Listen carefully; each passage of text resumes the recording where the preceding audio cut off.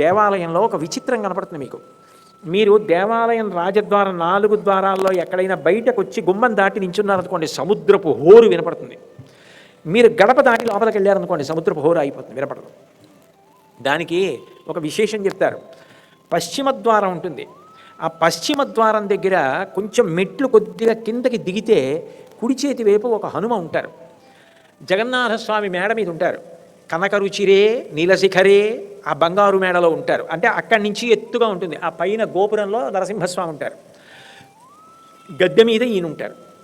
ఆయన రాత్రి చాలా తక్కువసేపు పడుకుంటారు. ఎందుకంటే మరి ఇంద్రజమ్న మహారాజు గారికి వరం ఇచ్చారుగా, ఎక్కువసేపు నేను దర్శనాలు ఇస్తాను భక్తులకని.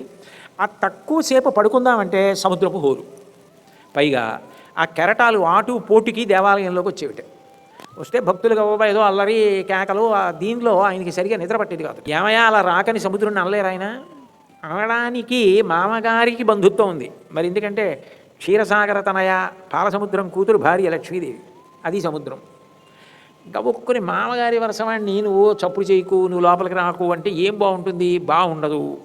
లోక మర్యాద అన్నదొకటి తను పాటించి లోకానికి చూపించాలి. ఎలా అని ఆలోచించారట. హనుమని పిలిచి, హనుమాను అక్కడి నుంచో సముద్రం అంటే కదా ఉంది, అది లోపలికి చప్పుడు వినపడకూడదు, లోపలికి నీళ్లు రాకూడదు, అలా నిలబడన్నారు.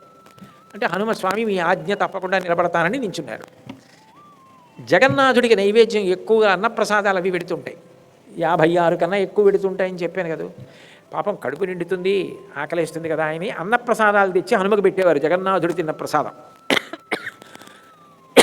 ఆయనకి అయోధ్యలో రామచంద్రమూర్తి దగ్గర లడ్డూలు తినడానికి అలవాటు పడ్డారట. అయోధ్య నుంచి వచ్చాడు ఆయన పూరికి. ఈ గొడవ బాగులేదు మనకి, అన్నప్రసాదాలు ఇదే. నా స్వామి ఎలాగైనా రాముడిగా ఉండడం, అక్కడ ఉండడం, అయోధ్యలో ఉండడం, ఆ లడ్డూలు తినడం అది సంతోషంగా ఉంటుందని ఆయన వెళ్ళిపోయాడు రోజుని చెప్పకుండా. వెళ్ళిపోతే సముద్రం ఘోష పెరిగిపోయింది. అమ్మయ్య హనుమంతుడు వెళ్ళిపోయాడు అంతే చాలని మళ్ళీ ఘోష వచ్చేసి నీరు లోపలికి వచ్చింది. నీరు లోపలికి వస్తే పెద్ద ఆర్తనాదాలు హడావిడి చూసి జగన్నాథుడు పిలిచి, ఎలా వచ్చింది, హనుమ ఏం చేస్తున్నారు అని. హనుమ అయోధ్య వెళ్ళిపోయారన్నారు. నేను పిలుస్తున్నానని చెప్పండి అన్నారు. మళ్ళీ వచ్చారు. ఎందుకు వెళ్ళిపోయామన్నారు. ఏం చెప్పమంటారు స్వామి, ఇక్కడంతా అన్నప్రసాదాలు ఎడుతున్నారు నాకు, పైగానేమో నాకు అయోధ్య అలవాటు, ఆ లడ్డు అదిని, అందుకని విడిపోయానన్నారు. రాముడు ఒకటి నేనొకటి నా తత్వత, నేను రాముడేగా. పైగా ఇక్కడ రాముడు మామూలుగా కాదు, మీసాలు పెట్టుకుని రాజాధిరాజుగా ఉన్నాడు గుడి ముందు. నువ్వెందుకు అక్కడికి వెళ్ళిపోతావు, నువ్వు ఇక పైన వెళ్ళిపోవడానికి వీలు లేదని అక్కడ కూర్చోబెట్టి ఇనప గొలుసులతో కట్టేశారు. బేడి ఆంజనేయ స్వామి అంటారు. అయితే అందరికీ చూపించడం కష్టం అనుకోండి, కానీ మీరు భక్తితో అడిగితే చూపిస్తారు.